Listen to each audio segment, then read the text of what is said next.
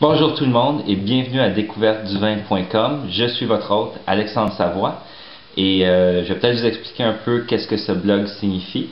En fait, je veux partir une discussion sur différents sujets dont on va traiter par rapport au vin. Je veux enlever un peu le snobisme qu'il y a dans le monde du vin, rendre ça simple, facile, relax, approchable pour tout le monde. Et donc, moi je suis pas un expert du vin. Je suis juste un amateur, je suis même pas un connaisseur en fait. Et donc là, j'entreprends des études un peu plus formelles pour pouvoir mieux comprendre le vin.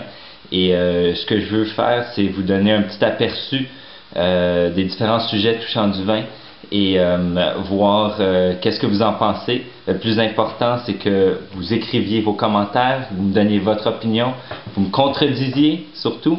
Et si vous aimez ça, vous me le dites aussi, il n'y a pas de problème. Et donc, sans plus tarder, on va goûter un vin aujourd'hui. Donc, une des choses que j'essaie de faire avec le blog, c'est d'inciter les gens à essayer des choses qu'ils n'ont jamais goûté avant. Arrêter de boire juste du Cabernet et du Chardonnay des États-Unis. Et donc, je pensais faire la même chose aujourd'hui. Donc, je vais goûter un vin un cépage que j'ai jamais goûté seulement. C'est un Carmenère. Le vin qu'on va goûter, c'est le Araucano, un vin chilien du cépage Carmenère. Le Carmenère, c'est un cépage qui est issu de la même famille que le Cabernet Sauvignon, Cabernet Franc, Merlot. Apparemment, ça vient principalement du Cabernet Franc. Et puis, au Chili, il y a été, pendant plusieurs années, ils ont pensé que c'était du Merlot. Et en fait, il y a quelqu'un dans les années 90 là, qui est allé et qui a établi que non, c'était du Carmenère, qui est un cépage qui est plus beaucoup utilisé en France là, suite à une maladie qui s'est passée, le phylloxéra, qui a atteint beaucoup de vignes. Et donc, on va goûter au vin.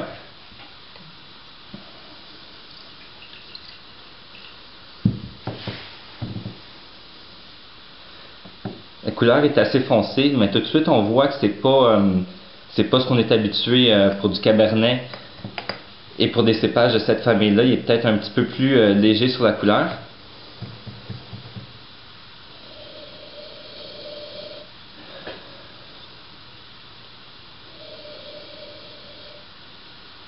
J'ai surtout des cerises un peu surettes au nez.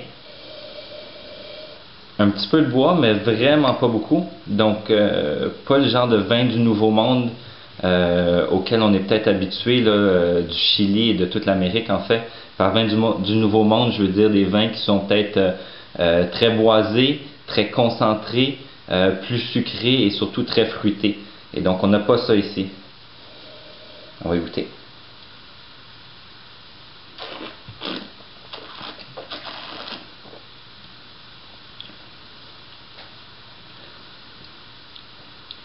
C'est bien, le vin a du corps, il n'est pas mou, autrement dit, il n'a pas peur de se tenir debout, mais il n'est pas trop rough non plus.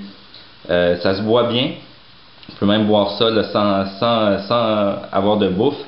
La bouche confirme un peu là, ce que je sentais tantôt, mais j'ai comme un peu d'épices à la fin, petit goût de poivre qui vient, qui est bien agréable en fait. On a une bonne transition entre ce qu'on goûte, le fruit qu'on a au début, et la petite note de poivre à la fin. Et puis la finale est assez longue. Donc c'est un vin qui se détaille, je pense, à 14 et quelques à la SAQ, donc disons 15 $. Pour 15 $, moi je le recommanderais définitivement. C'est un bon vin qui va aller bien avec la viande rouge, mais qui peut se boire tout seul comme ça aussi. Et pas, comme je disais tantôt, il n'est pas trop rough. Jacques Benoît lui a donné 3 étoiles et demie dans la presse, un article que j'avais vu, et c'est comme ça que j'ai connu ce vin-là en fait. Wine Spectator lui a donné une note de 83%.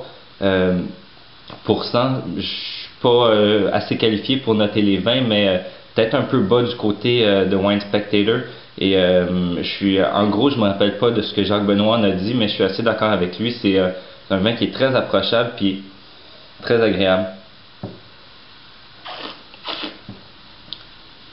Excellent. Donc, je vous recommande définitivement et puis on se revoit demain avec un autre vin.